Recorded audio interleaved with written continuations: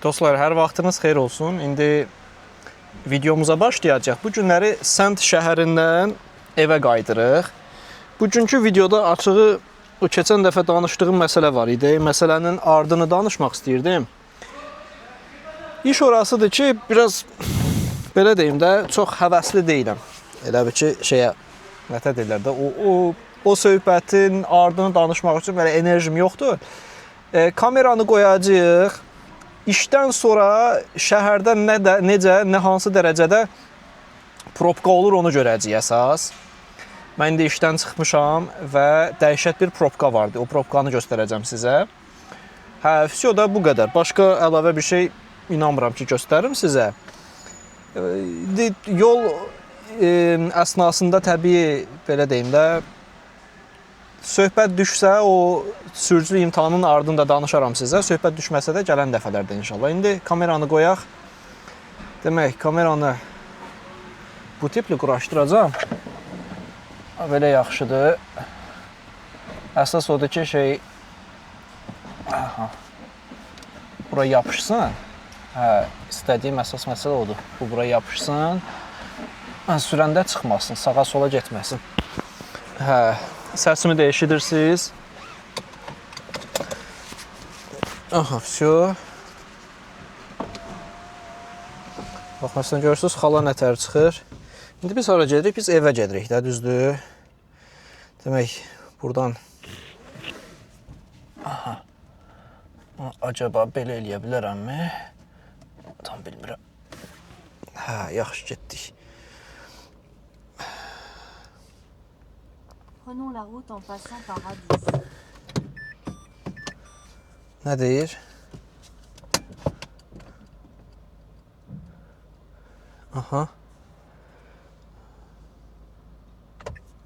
Yox, sola dönəcəyik biz buradan. Allah qoysa.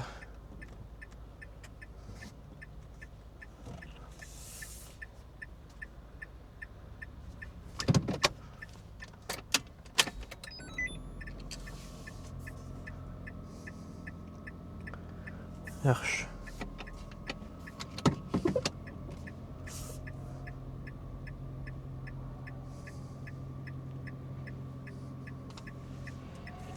Dönək sola. Bura Sənt şəhərinin parkingidir. Bu adamlar nəsə qışqırırlar, nə qışqırırlar anlamadım. Tournez à gauche. Yaxşı. Tournez à gauche sur allée numéro 8, phare de la Cour. Buradan nə dedim? Sənt şəhərinin parkingidir dedim. Sənt şəhərinin Leclerc mağazasının parkingidir. Yaxşı, və burada adamları görürsüz.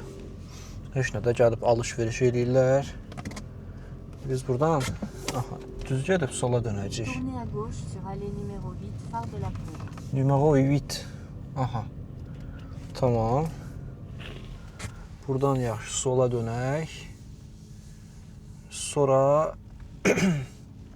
keçən dəfə bilirsiniz nə oldu dostlar? Kameranı quraşdırmışam. Yuxarıdan bir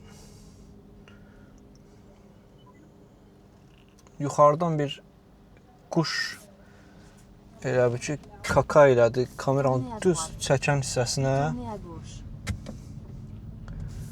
və yaxşı, tournez à droite et tournez à gauche.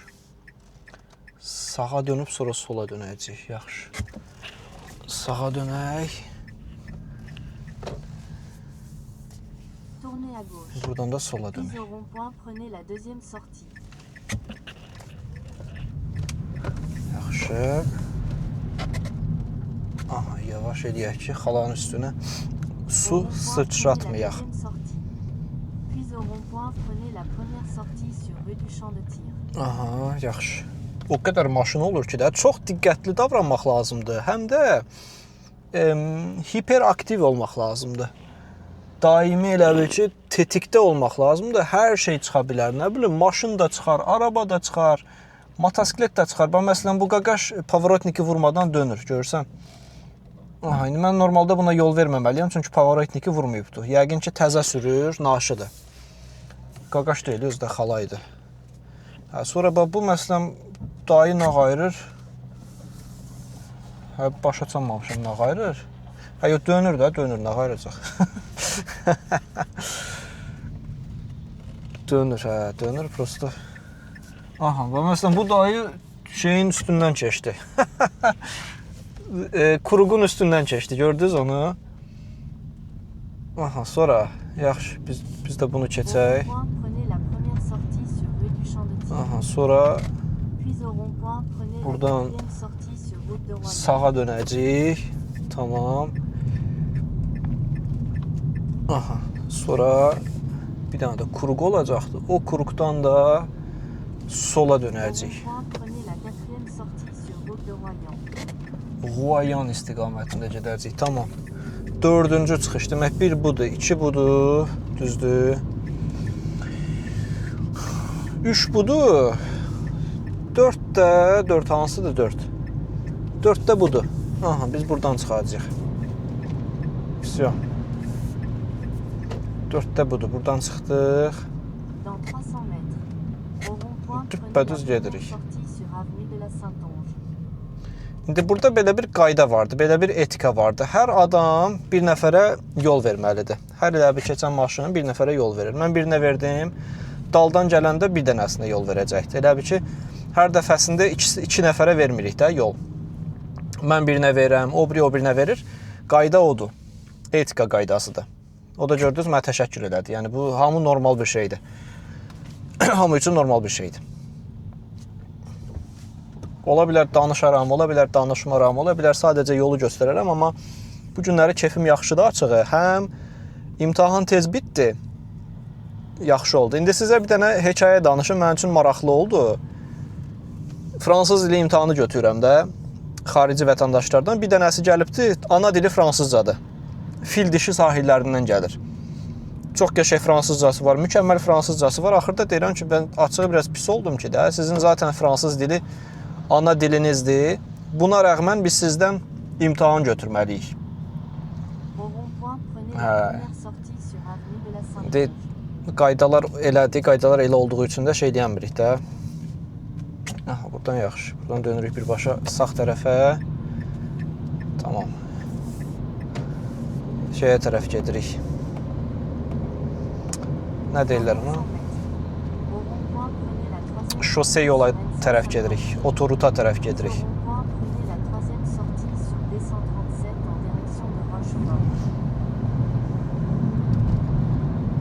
Bu günləri may ayının 2-sidir.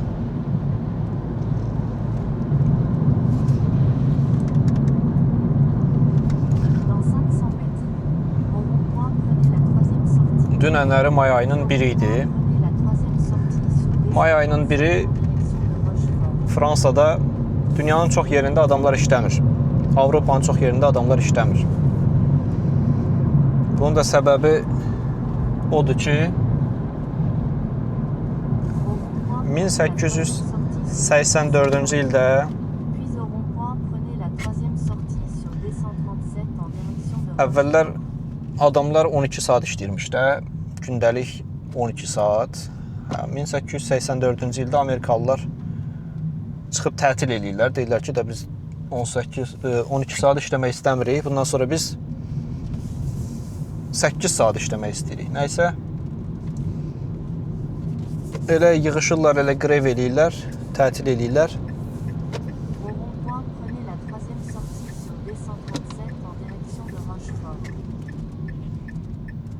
Ondan sonra 2 il deyəsən çəkir bu tətil. Ondan sonra qazanırlar o tətili. Və hökumət iş saatlarını endirir. Endirir, eləyir.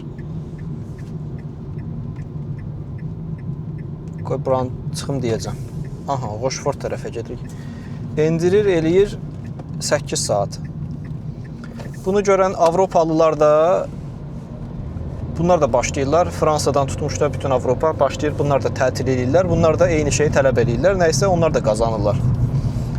Bir müddət keçəndən sonra da artıq həmin o günü dövlət tərəfindən işlənilməyən, amma pul ödənilən bir gün kimi, bayram kimi qeyd edirlər.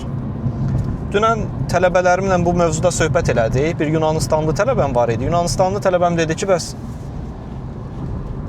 progress apaslıdır. Hə, Yunanistanlı tələbəm dedi ki, İngilislər bunu qeyd eləmirlər. Digər Avropalılar qeyd eləyirlər. Nəysə, bir müddət keçəndən sonra İngilis tələbəm gəldi. Onunla da söhbət elədik. O da dedi ki, İngilislər fərqli qeyd eləyirlər. Tutaq ki, 1 may bizdə 5-ci günə düşdü də. Düzdür. 5-ci günə düşürsə, deyir, həmin gündən sonra gələn ilk 1-ci gün biz onu qeyd edirik. Yəni 1 may yox, ola bilər ki, biz bunu 3 may qeyd edərik. Ola bilər, nə bilim, 5 may qeyd edərik. Ola da bilər 1 may qeyd edərik. Hə, yəni dedi, bizdə elədir. Biz də qeyd edirik, amma o gündən sonra gələn ilk 1-ci gün. Çünki 1-ci gün adamlar işləyir axı. Çox işləyirlər. 1-ci gündə çox adam xoşlamır. Hə, ona nəzərən İngilislər elə edirmiş. Heç nə də elə söhbət elədikcə də yeni şeylər öyrənmiş oluram mən. Tələbələrimdən çox şeylər öyrənirəm mən. Hər birinin fərqli təcrübələri və s. var deyə. Məndən daha təcrübəli olanları var. Çoxu zaten, hamısı məndən təcrübəlidir. Bir dənə həkim olanı var, nə bilim, avukat olanı var. Hə, bir dənə prosto fransızca öyrənirlər də. Fransız cəhətdən elə mən biraz onlardan qabaqdakı xalanı görürsünüz, nə təəssürdür. Elə şeylərdə diqqət eləmək lazımdır. İndi mən sağ tərəfdən Paris istiqamətində gedəcəm. Görürsünüz, istiqamətlər yazılır. Yağış başladı, tamam. Qabaqdakı mənzərəyə diqqət eləməyinizi istəyirəm.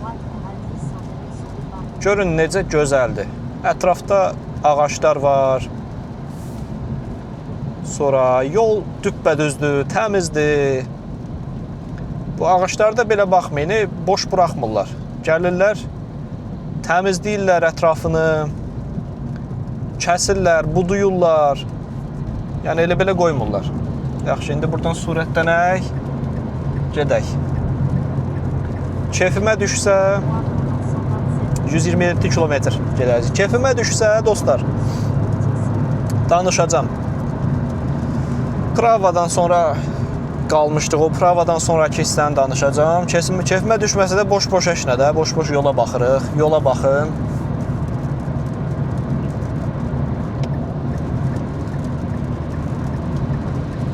Ola bilər danışaram, ola bilər danışmaram. Ola bilər sadəcə yolu göstərərəm.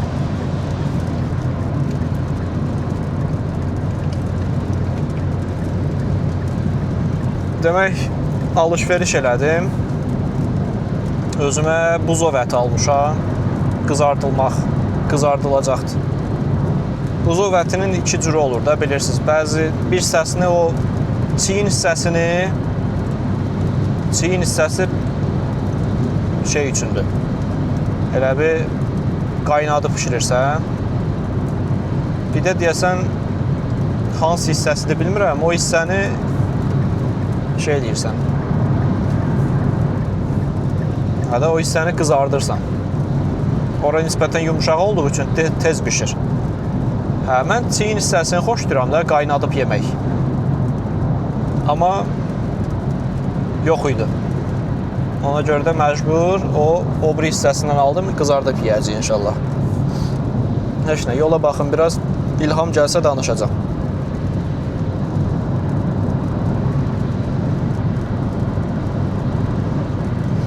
Videonun əvvəlinə də yazacağım ki, boş-boş danışıq, insanlar girib baxmasın. Çünki bilirsiniz də, videoların içərisində insanlara kömək olacaq videolar var. Videoların içərisində boş-boş danışdığım videolar var. Bir də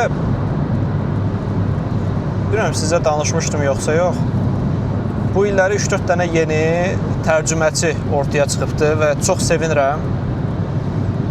Tərcüməçilərdən bir dənəsini mən xüsusilə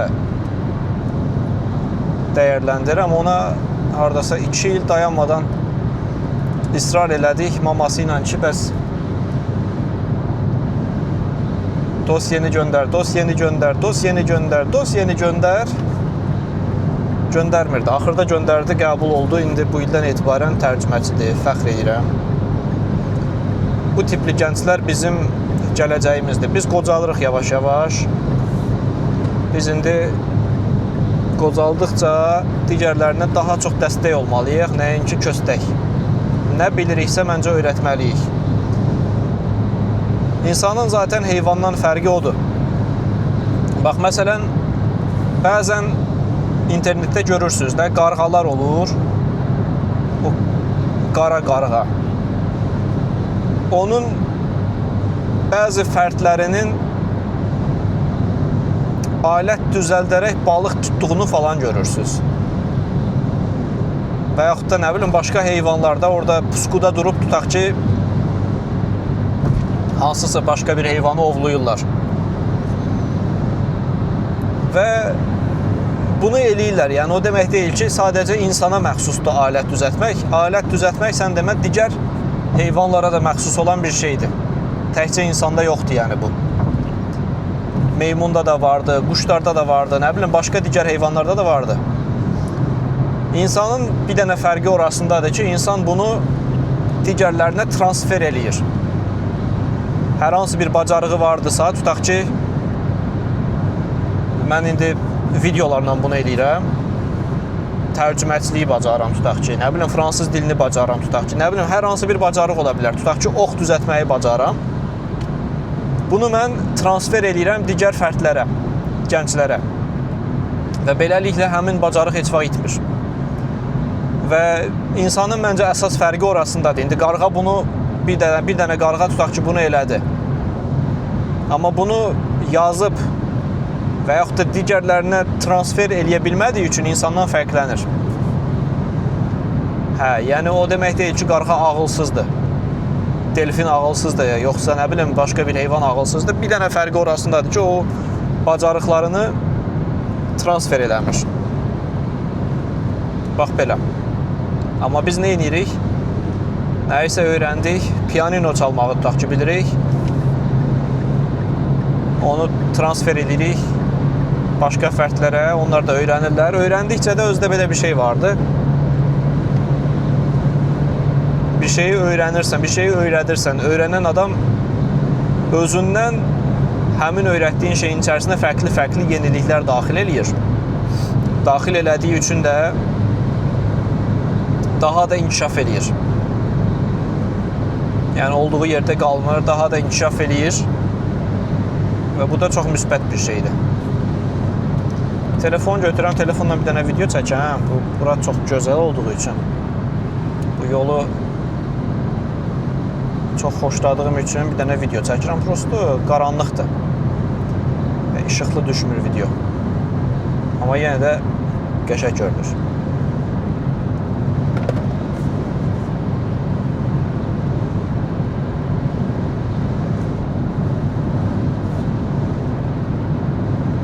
Qabaqdakını gördünüz neynədir? O ağ rəngli maşın. Qəfildən maşını verdi digərin qabağına. Fransız dilində buna queue de poisson deyirlər. Balıq quyruğu. Azərbaycan dilində bilmirəm nə deyirlər. Türk dilində də bilmirəm nə deyirlər. Amma çox təhlükəli bir şeydir. Durduq yerdə özünü soxursan da, Azərbaycanda soxmaq deyirlər. Özünü soxdu digər maşının qabağına. O digər maşında gərək tormuz verək ki, vurmuyor onu. Axmaqlıqdır da. Queue de poisson 5 saniyə gözdə keçsin, sonra keç də. Nə məcburdur. O biri qaqaş da gördü ki, bu təhlükədir. O da həmin maşını keçdi, indi qabaqda gedir. Yoxsa onun sürəti o qədər sürətli deyildi. Rahat gedirdi. Sırf o ağdan qurtulmaq üçün keçdi qabağa. Belə. Yola baxın, yola.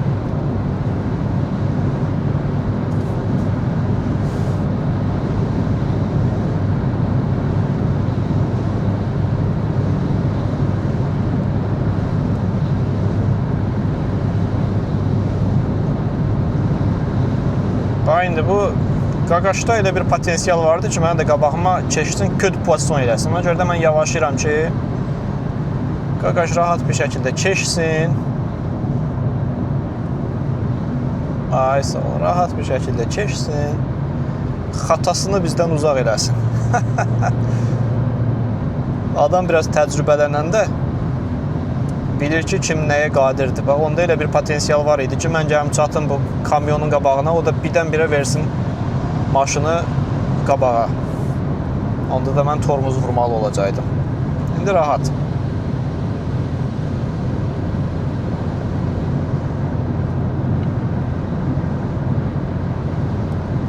Görürsən çəkir kamera. Təsəvvür edin. Hə, çəkir. Deyəcəkdim, təsəvvür edin, 20 dəqiqədir danışıram. Kamerada çəkmir. Nə pis olardı.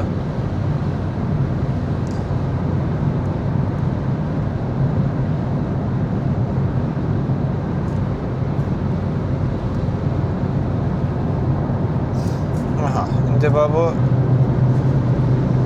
ağ maşını keçək biz. Xatalıdır bu. Xatasını bizdən uzaq eləsin.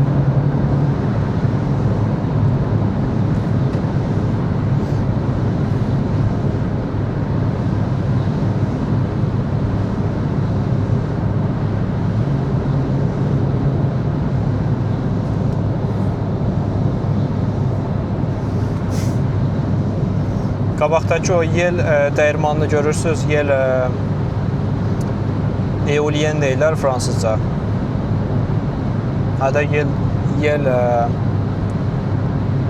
enerji qurğusu. Günəş, rüzgar gülü. Ay sağ ol, rüzgar gülü.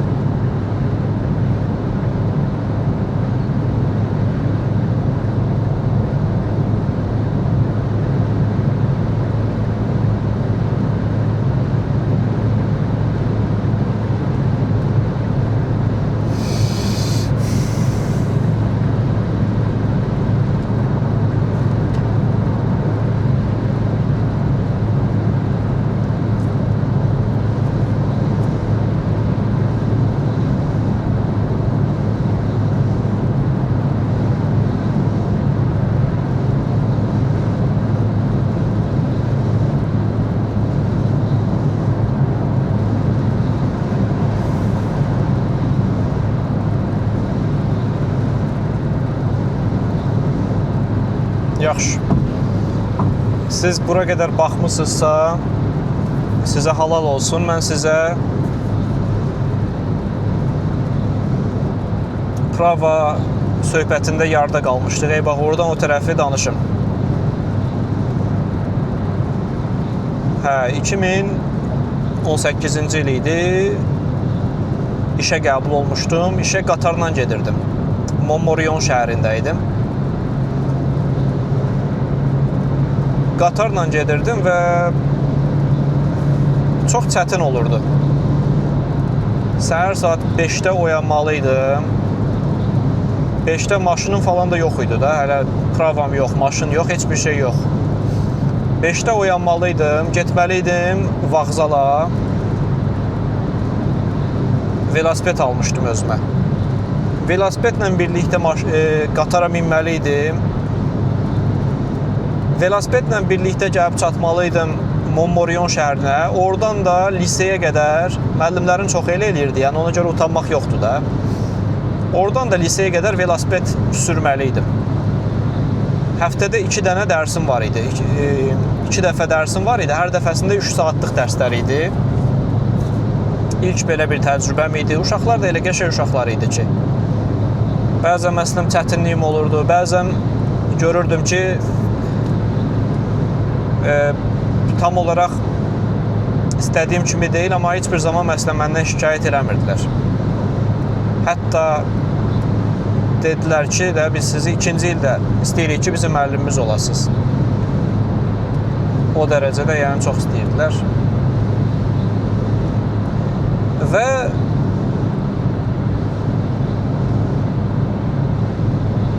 o velosiped məsələsi çətin idi dostlar. İndi təsəvvür edin, bunun qışı var, bunun soyuğu var, bunun yağışı var, bunun boranı var.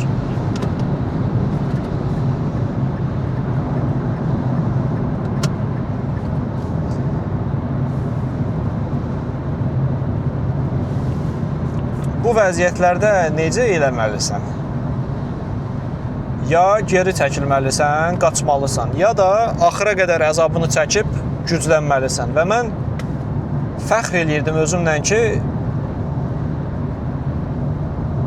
o boyda yolu basıb gedirdim və mən bacarıqlar qazanırdım. Özdə velosipedim də çox qəşəng velosiped deyildi. Qırıq salxaq bir velosipedim var idi və mən bacarıqlar qazanırdım.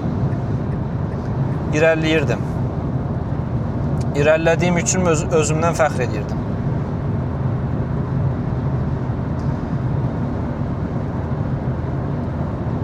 İki il o Montmorillon şəhərində işlədim. Və indi o prava məsələsinə gəlirəm. Bizim dərs müdürü deyirlər də Azərbaycan dilində. Dərs müdürü demişdi ki, heç nədə, sən bu pravanı almalısan. Mən də demişdim, 2 ay içərisində alıb mən sizə deyəcəm. Nəysə, pravanı mən həqiqətən də getdim. Çox çalışdım, çox tez bir şəkildə keçdim. Həqiqətən də 58 gün içərisində belə xatırlayıram. İndi bilmirəm, 58 idim, 65 idim, amma mənim beynimdə 58 gün qalıbdı ki, başladığım gündən etibarən axıra qədər 58 gün keçmişdi. 58-ci gün artıq mən gedib imtahanı keçib, müfəttişin yanından imtahanımı keçib Fransada pravamı almışdım. Və pravanı alanda o qədər sevinirdim ki, ilk mənim rəsmi fransız sənədim idi. Biraz qəribə gələcəkdi. 3-4 gün mən o prava ilə yatdım. O pravanı mən öz əməyimlə, öz alnımın təri ilə aldım. Pravanı alandan sonra da çox sürətli bir şəkildə dedim ki, mən maşın almalıyam. Maşın ala bilmək üçün də mənim dostum vardı, Esteban, onun atası ilə falan. Atası mexanikdir, başı çıxır. Çox yordum atası.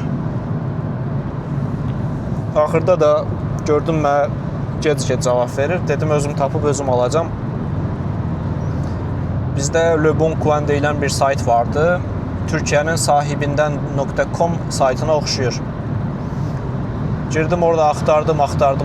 Axırda tapdım. La Roche-sur-Yon deyilən bir şəhər vardı. Bax, o şəhərdə gördüm ki, bir nəfər satır. Və gördüm ki, bu adam səmimi insana oxşuyur.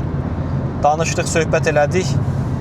Bizim Azərbaycanlılara oxşuyur açığı. Adam deyir ki, şeydir də, oğlumuz olubdu da, biz bu maşını satıb, babalarını, elə bu uşağın babasının maşınıdır. Biz bu maşını satıb, o pulu uşaq üçün kapital qoyacaq, gələcəkdə götürsün.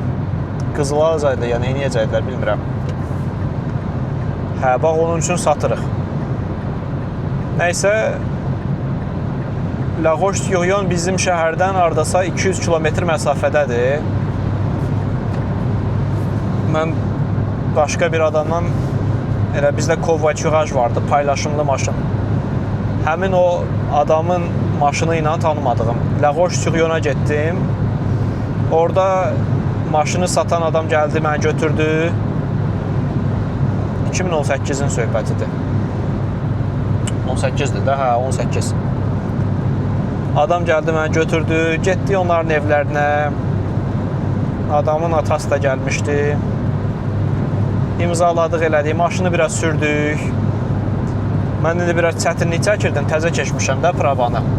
Maşın sürdükcə tez-tez yatırdı.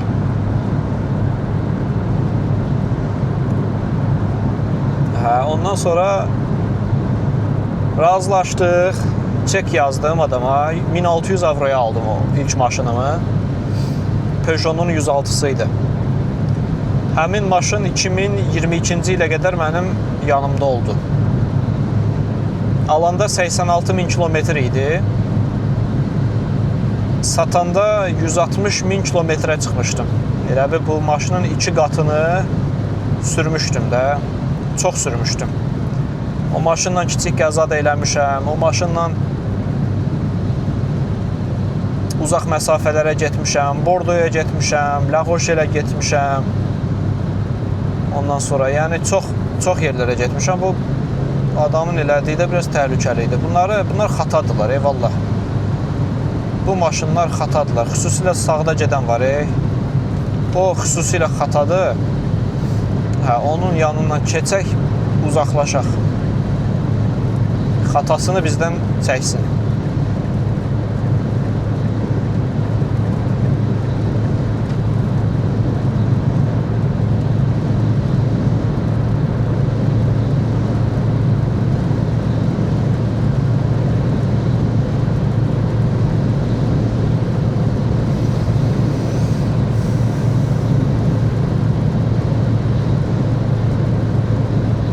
Maşını götürdüm, qəşəng gəldim. Sürdüm özüm axıra qədər.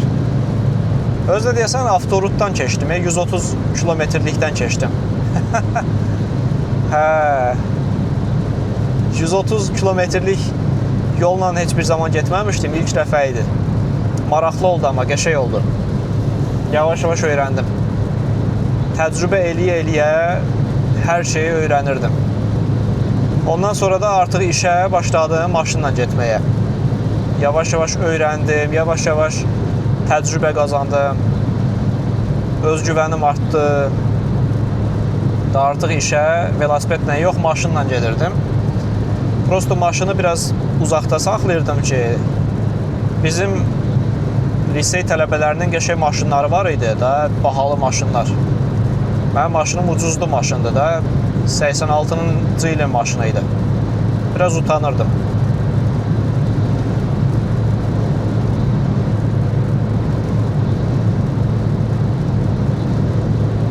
İki il həmin o Montmorillonda işlədikdən sonra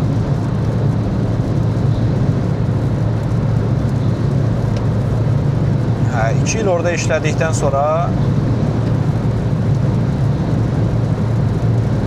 mənə dedilər ki, sənə yeni bir missiya verəcəyik. Elə yaşadığın şəhərin içərisində olacaqdı. Yenə də fransız dili müəllimi olaraq işləyəcəksən. Bu dəfə 3 dənə mənə lisey verdilər. Saatımı qaldırdılar. Saat əvvəllər cəmi 6 saat işləyirdim. İndi qaldırdılar 12 saata.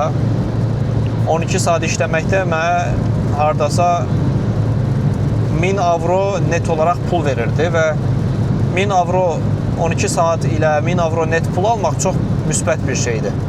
İnanılmaz bir şeydir. Və mənə dedilər ki, sənə bir dənə xüsusi tələbə verəcəyik. Bir dənə yox, pardon. 12 dənə xüsusi tələbə verəcəyik sənə. Həmin tələbələrin xüsusiyyəti orasındadır ki, bu adamlar gəzəyən adamlardılar. Gəzəyən adam nədir? Elə bir bunlar heç bir zaman bir yerdə qalmırlar. 2 ay tutaq ki, bir şəhərdə qalırlar, 3 ay başqa bir şəhərdə. Fransızdılar, amma manuş deyirlər bunlara. Fransız, manuş qarışıqdılar. Millətdir də, bir millətdir. Bir dənə bunların dili falan fransız dilidir, fransızca danışırlar. Sadəcə yazmağı bilmirlər, sən bunlara yazmağı öyrətməlisən. Mən də fikirləşdim ki, eləyərəm də, buna nə problem var?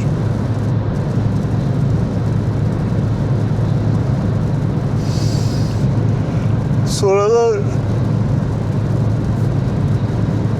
fərqinə vardım ki, elə də asan bir şey deyilmiş. İnsanın əlində xüsusi əzələlər var. Həmin o əzələlərin sayəsində insan ruçkanı normal tutub yaza bilir. O əzələlər əgər inkişaf eləməyibdirsə, sən yazı yaza bilməzsən. O əzələni inkişaf elətdirmək lazımdır. O əzələni inkişaf elətdirmək üçün mən getdim, şpilka falan aldım. Paltar asmaq üçün olan şpilkalar var, bax onlardan.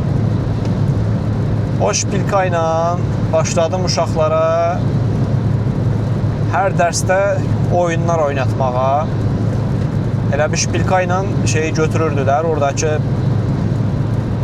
kağız yumaqları düzəltmişdim. O kağız yumaqlarını bir yerdən götürüb başqa bir yerə qoyurdular. Sadəcə iki barmağı istifadə edərək. Bu da onların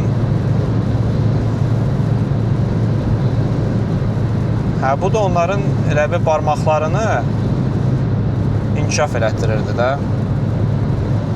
Bax belə. Nəysə, iş falan, hər şey davam eləyir və qəfildən dedilər ki, bəs pandemiya yayılıbdır. Bunların hamısı üst-üstə gəlir. Dedilər ki, bəs pandemiya yayılıbdır.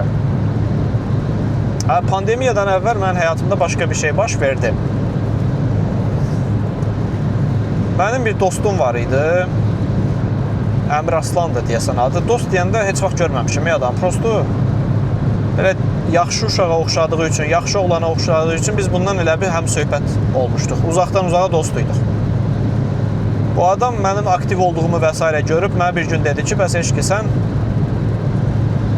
niyə görə andlı tərcümə olmursan? Hə. Bunu deyəndə desən 2018-ci illər idi. 18 idi, 17 idi. 2017 idi. Hə, nəysə dedi ki, bəs bunu eləyə bilərsən, gedib dosya götürmək lazımdır. Dosya götürdükdən sonra nəysə da bunu doldurub göndərmək lazımdır və s. idi. Axır mən də getdim birbaşa məhkəməyə. Məhkəmədə dosyanı istədim, verdilər, doldurdum, göndərdim. Ondan sonra səs çıxmadı. Və elə həmin bu 2018-ci ilin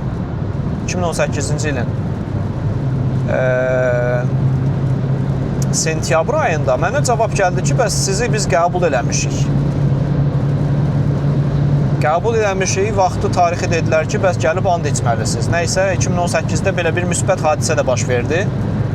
Getdim, məhkəmədə and içməmi elədim. And içməmi elədikdən sonra artıq oldum mən andlı tərcüməçi. Fransada andlı tərcüməçilər çox deyil. Çox deyil.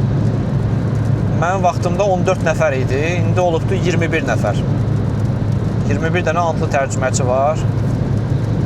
Andlı tərcüməçi də odur ki, heç nədə. Sənin adın gedir, bir dənə bunların listi vardı, siyasi vardı.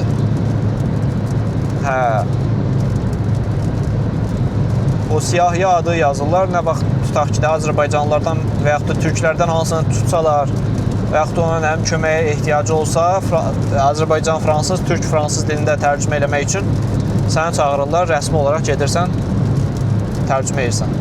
Bu, mənim həyatımda çox müsbət bir hadisə idi və müsbət hadisələr artıq üst-üstə gəlməyə başlayırdı. Həm tərcüməçilik, həm maşın aldım, həm belə deyək ki, işdə saatımı artırdılar.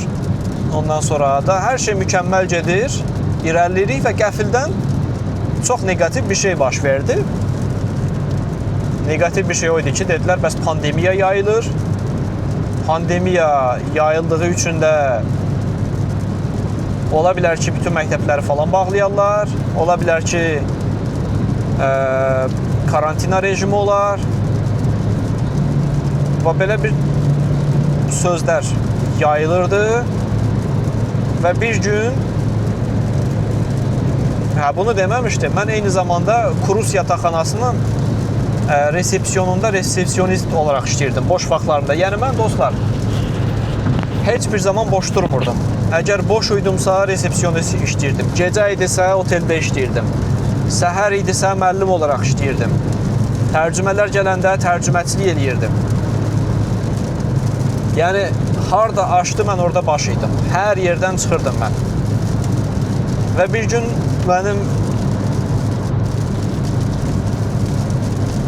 mənim deməli müdürüm o Kurus yataqxanasından yazdı ki, bəs eşqi pandemiya elan edildi, sən hardasan, tez dur gəl.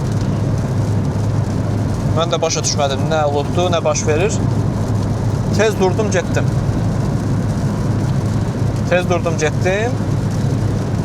Və Madam Zaqla idi mənim müdürümün adı. Müdürüm dedi ki, vəziyyət pisdir. Məktəblər, universitet, hər şey bağlanır. Və biz yataqxananı da bağlayacağıq. Sadəcə olaraq qalmağa məcbur olan adamları burada saxlayacağıq. E-mail göndərmişik, o e-maillərə cavab vermək lazımdır. 3-4 dənə güvəndiyimiz adam vardı, onlardan biri də sənsən. Biz birlikdə işləməliyik. Madam Zaqlanın gözlərində ilk dəfə qorxunu gördüm mən. O qədər belə güclü qadındır ki, çox güclü qadındır. Heç vaxt onun bu qədər qorxduğunu və s. görməmişdim. İlk dəfə idi ki, qorxduğunu hiss edirdim, təlaş içərisində idi. Biz nəysə oturduq, bütün kollegalarla falan gecə saat 3-ə qədər e-maillərin hamısını taradıq, işlədik, birlikdə işlədik, e-maillərə cavab verdik, e-mailləri siyahılaşdırdıq, kimə nə cavab veriləcəkdi və s. və bilaxır və gələn e-mailləri bitirdik bir hissəsini. Səhərsi gün yenə gecə saat 2-yə, 3-ə qədər işlədik. Yəni biz birlikdə bu məsələni həll elədik. Ondan sonra da bu Covid dönəmində indi bilmirəm, məni görənləriniz olubdu, olmayıbdu. Covid dönəmində mən çoxlu işlər gördüm. Lap çoxlu işlər gördüm. Bir müddət sonra mənim içimdən bu liderlik qabiliyyəti ortaya çıxdı. Özüm də o qədər liderliyimin olduğunu bilmirdim. Və ətrafıma yığdım 60-65 dənə tələbəni. Həmin o tələbələrlə birlikdə biz bir sistem quraşdırdıq. Mən gedirdim maşınım olduğu üçün. Həmin o maşın o işə yarayırdı. Gözəl bir işə yarayırdı. Maşınım olduğu üçün gedirdim qonşu çörək mağazalarından. Bu adam mən yaxınlaşdıqca sürətini artırır.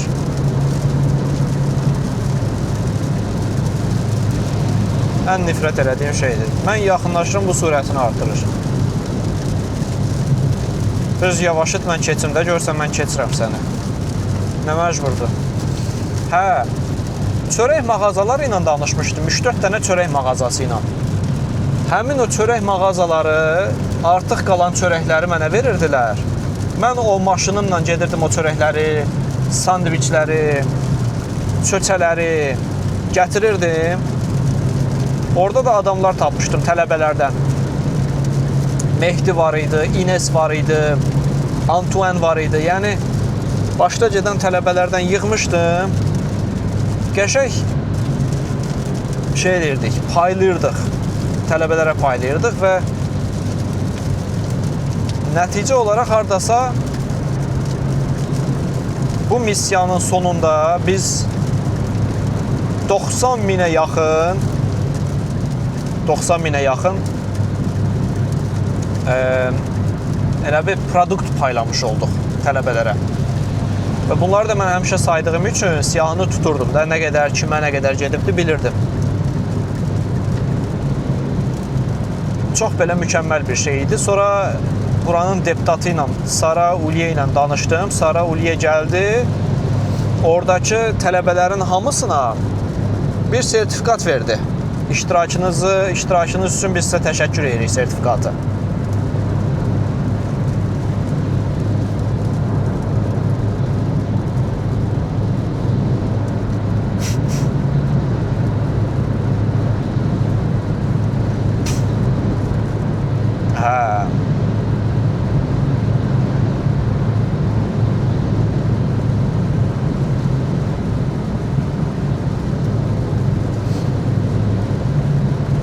Yəni həmin bu maşın belə deyək, müqəddəs yollarda mənə kömək elədi. Çox müqəddəs idi elədiyimiz o şey. Və indi həmin dövrdə də həm müsbət, həm mənfi şeylər baş verirdi. Mənfi şeylərdən biri o idi ki, mən gördüm ki, rəqəmsal bacarıqlarım çox zəifdir mənim. İndi tələbələrə onlayn mən dərs keçməliyəm, amma bacarmıram gördüm. Və bacarmadığımı gördüyüm üçün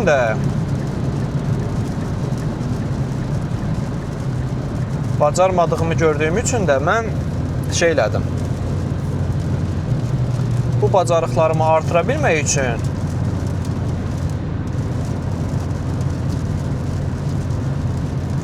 getdim başqa bir magistraturada. Doktorantura məsələsi falan bitibdi. Doktorantura zaten alınmadı. Amma yazdığım nə var idisə onu müdafiə elədim. Mənə bir diplom verdilər. Axtarış diplomu verdilər. Və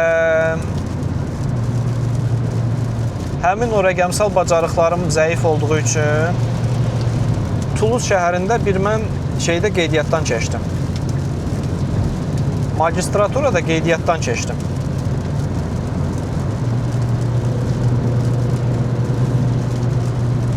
Başladıq, belə deyək də, biz Toulouse şəhərində qeydiyyatdan keçdim, qəbul oldum, oxumağa başladım.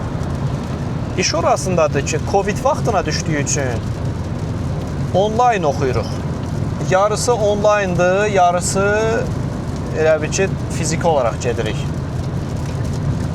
Bu yarısını fiziki olaraq da 3-4 dənə tarix verirlər.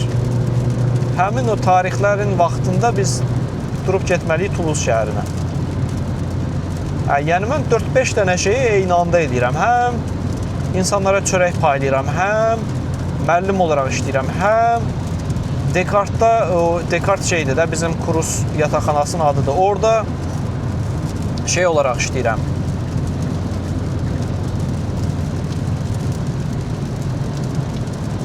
Resepsiyonist olaraq işləyirəm. Bunlar biraz təhlükəli olmağa başladı. Qoy görək nətər eləyəcək. Buradan çıxaq. Biri elə bir həm sağı tutubdur, həm solu tutubdur. Nə sağa gedir, nə sola gedir. O yanı qaya, bu yanı qaya, nə bilim, içində sarı maya. Bilirdiniz o şeyi, tapmacanı.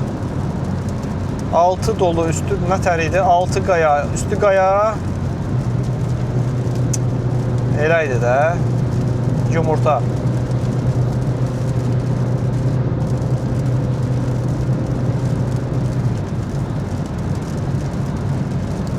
Söhbətdən söhbət çıxdı. Bunların hamısını keçək gedək. Vallahi bunlar xatadılar.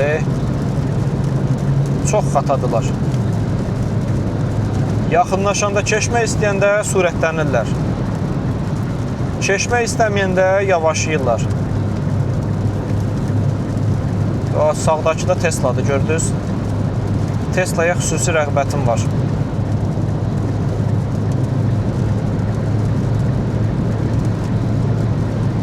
Yəni o qədər işləyirdim ki də, axırda burnout oldum.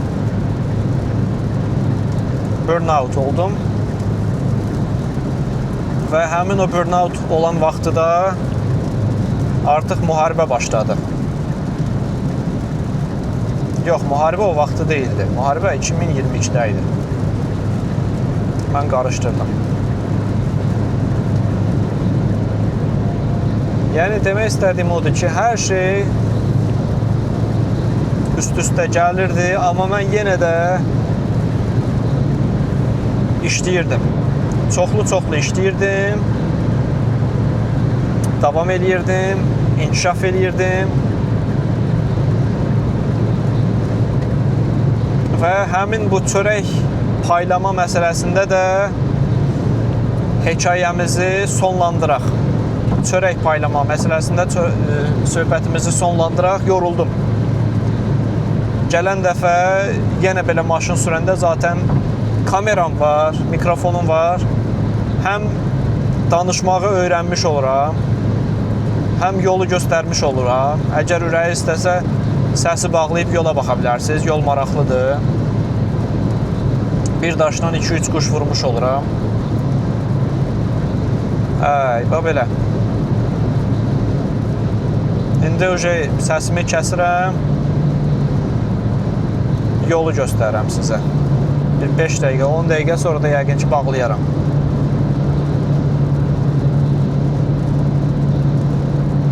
Otuz dəqiqə sonra da çatırıq evə.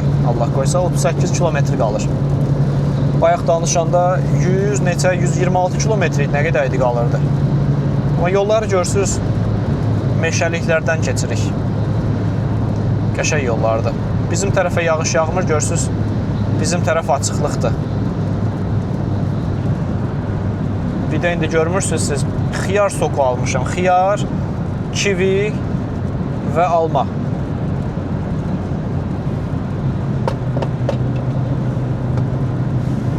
Ondan biraz içdim.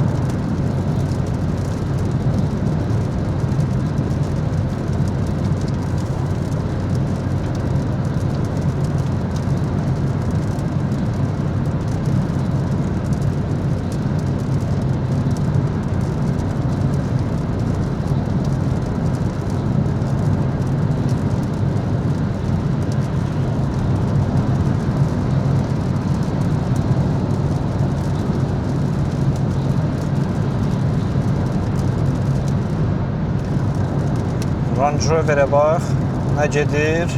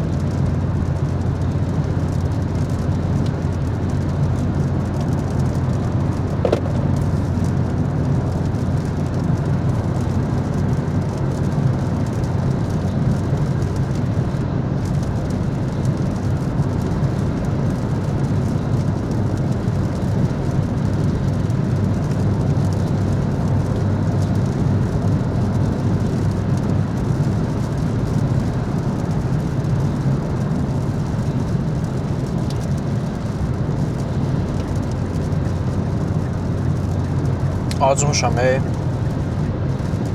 Gedim evə çatım, evə çatan kimi o əti qoyacam, pişsin, qızardacam. Çörəyim vardı, çörək almağa ehtiyac yoxdur.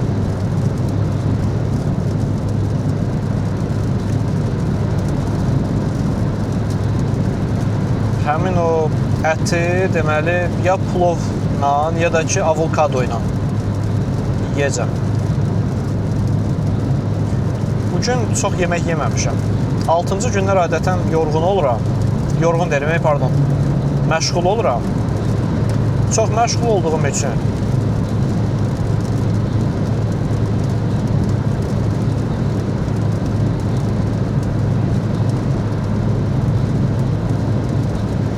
Belə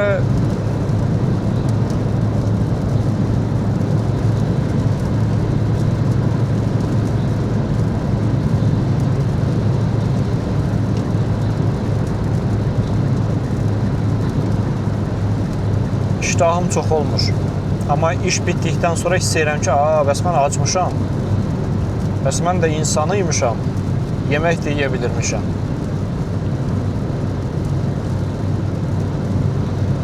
Bir də yadımdan çıxmazsam, bugün məşq də eləməliyəm biraz. Neçə vaxtı turnikə çıxmıram.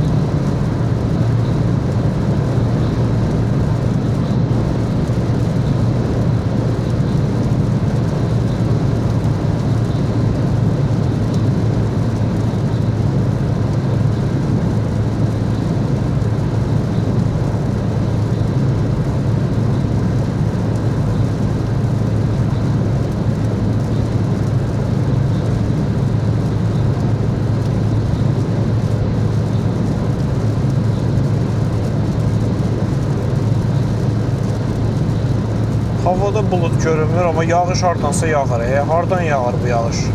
Hardan gəlir bu yağış?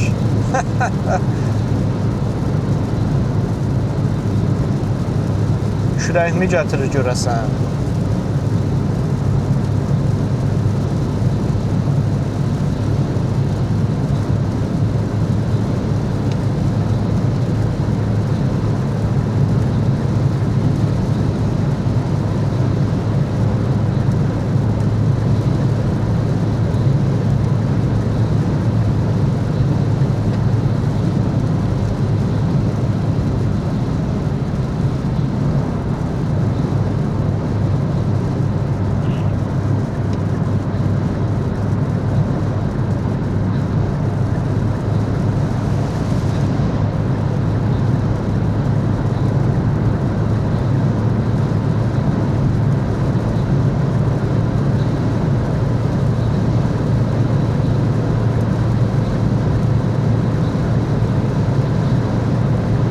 O adam 160 ilə sürür, solda, sağdakı adam. Deyəcək, sardan bilsən ki 160 ilə sürür. Cavabını verməyin bunun.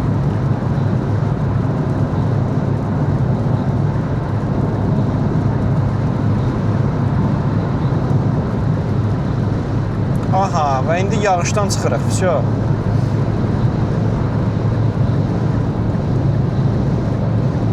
Poitiers ərazisinə giririk. Rahat. Qurudur. Yolu görürsünüz, yolda qupqurudur. İndi elə belə çiliyir.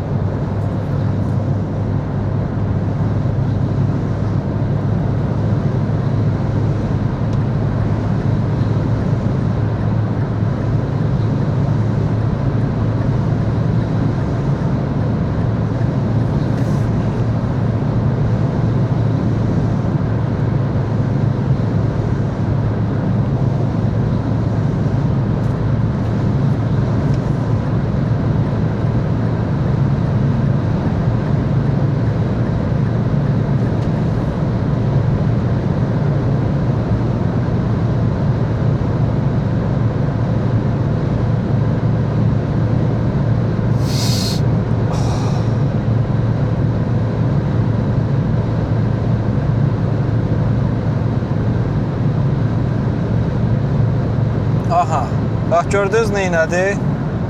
Bayaqları queue de poisson dediyim şey budur. Bax, verdi adamın qabağına. Belə şey olar. Adam da məcbur qaldı tormozlamaq məcburiyyətində qaldı. Ya vuracaq, vuranda ikisinə də zərər olur. Ya da tormozun üstünə basıb tormozu xarab edir də heç nə. Nə deyim? Arxadan da gəlirlər. İndi mən dörtlüləri yandırdım. Avreniləri. Ki, arxadan gələnlər bilsinlər nə baş verir. Heç olmasa yavaşsınlar. Aha.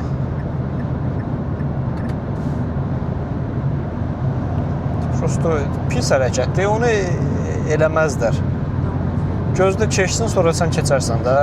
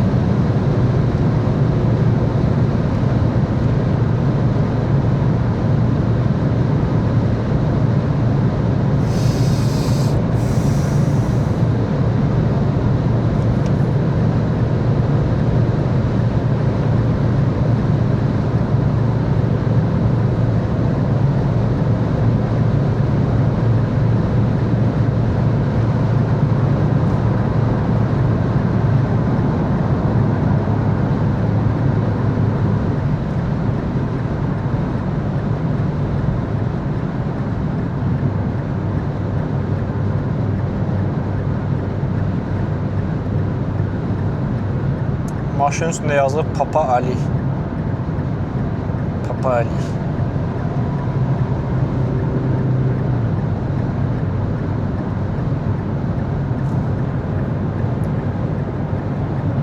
Meşəlikdir, gözəllikdir.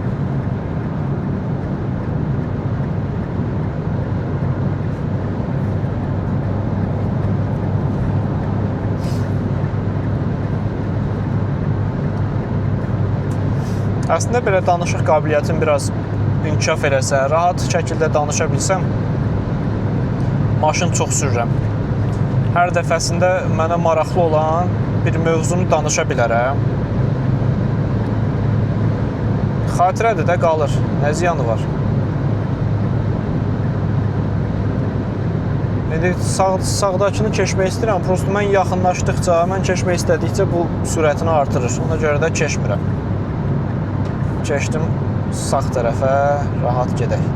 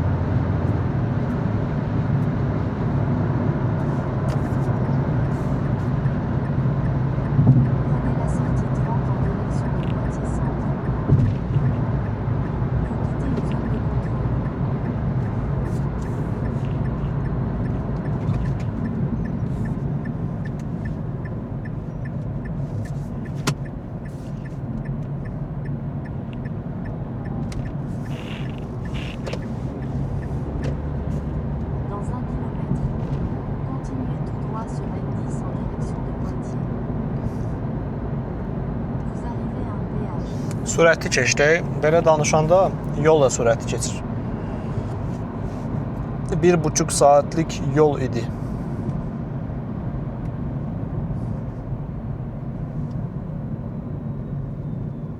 Dans 500 mètres, continuez tout droit.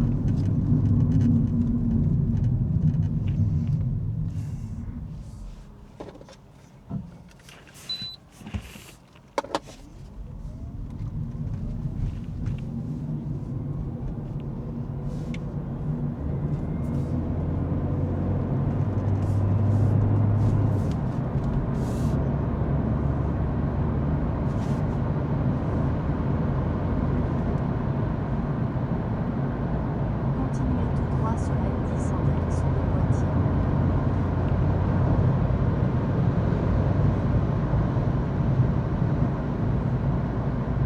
Dans 1,1 km, au rond-point, prenez la deuxième sortie sur D910 en direction de Poitiers.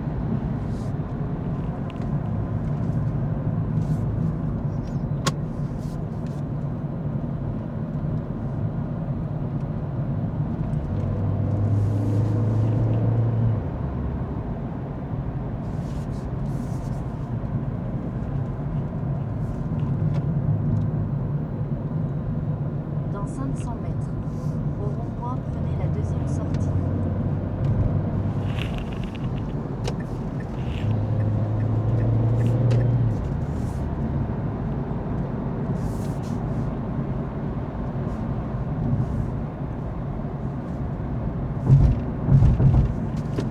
Au rond-point, prenez la deuxième sortie sur D910 en direction de Poitiers.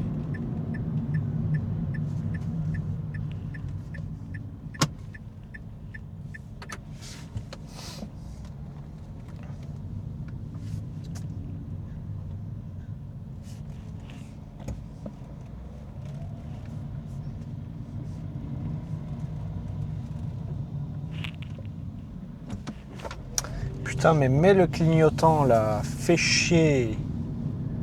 Sürür Pavarotniki vurmur köpək oğlu. Pavarotniki niyə qoyublar ora sənin üçün? Pavarotniki qoyublar ki, digər insanlarla şey eləyəsən də, əlaqədə olasan. Onlara deyəsən ki, qardaş, mən sağa dönəcəm, sola dönəcəm. Sən sola dönürsən, niyə vurmursan Pavarotniki? Söyüş götürürsən üzərinə.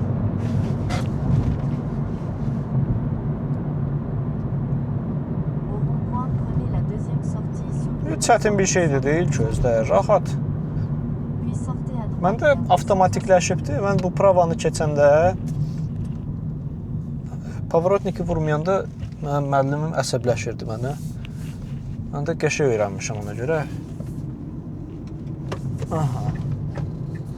Hə, hər dəfəsində hara dönürəmsə vururam Pavarotniki. İstisnasız. Sağ olsun, sol olsun. Heç kim olmasa belə, tək olsam belə Pavarotniki vururam mən.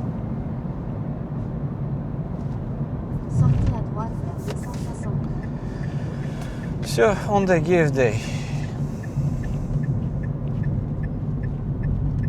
Görək qaqaş yavaşlayır, nə eləmək istəyir? Keş də ola. Sən də yol. Hara dayanırsan? O yavaş gedir, bunu keçək. Yavaş gedirik. Propkamız da var burada.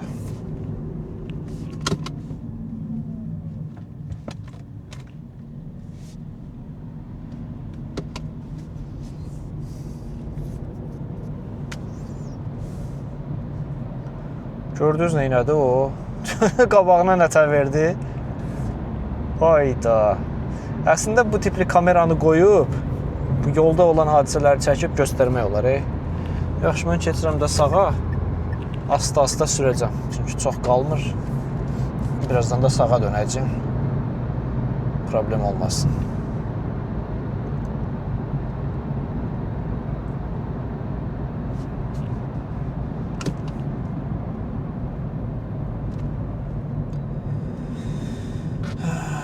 Sizə tuneli də göstərim. Tuneli göstərəndən sonra da kameranı bağlayım. Ləzginkə mahnısını qoyum. yoluma davam edim. Mahnı qoymuram, çünki mahnı qoyanda adətən YouTube-da paylaşıramsa videonu telif yeyir. Yəni xəbərdarlıq gəlir ki, sən başqasının mahnısını paylaşmırsan, icazən yoxdur.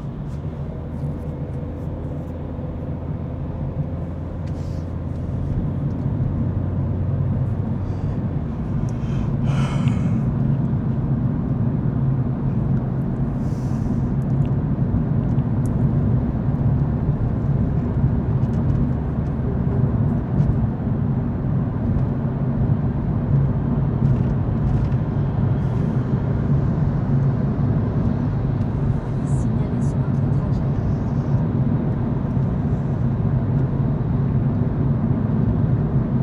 Vous entrez dans une zone de contrôle.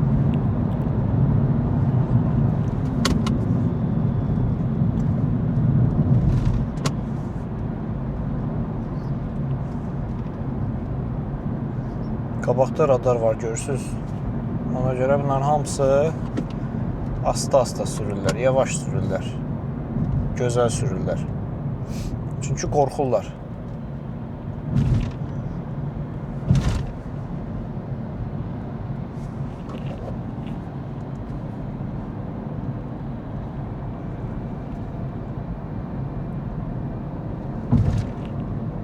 Vous quittez une zone de contrôle.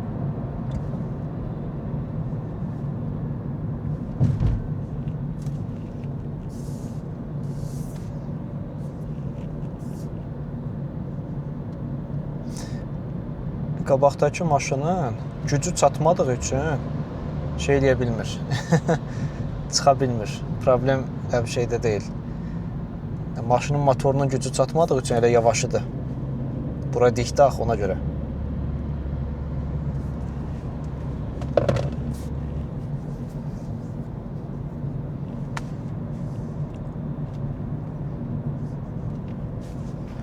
Tamam, videonu burada bağlayıram. Gələn dəfə hardan, demək çörək paylama məsələsindən yəqin ki davam eləyəcək. Sağ olun, özünüzə yaxşı baxın.